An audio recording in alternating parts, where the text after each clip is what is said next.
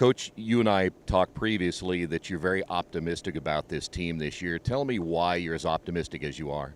Well, we've got 6 to 7 varsity members coming back. We lost Jordan Lake, but then we're going to replace him with Ryan Hollingworth, my son, who's played a lot of tennis over the past several years, and so we feel confident he can step in and do a good job.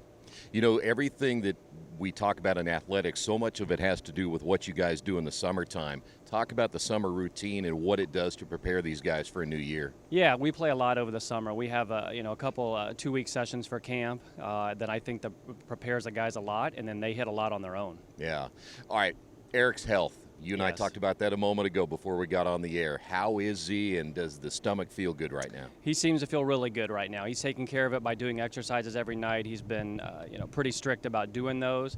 Hasn't felt anything in a long time, so I think he's good to go. You know, you mentioned, and I didn't know this statistic, but you said record-wise with him and record-wise without him was just dramatic last year. It was, and when you take out your number one player, and it doesn't matter what team, and you've got to slide guys up, you're going to suffer. You really are. Yeah. And we played well without him, but we just couldn't pull out any wins. So. Yeah.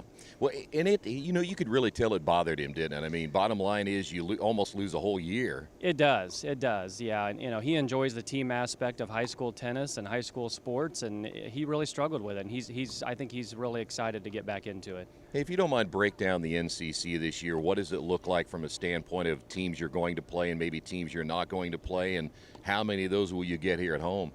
We're going to play Lafayette Jeff here. We have Arsenal Tech here, which is a new team. I don't know a lot about them.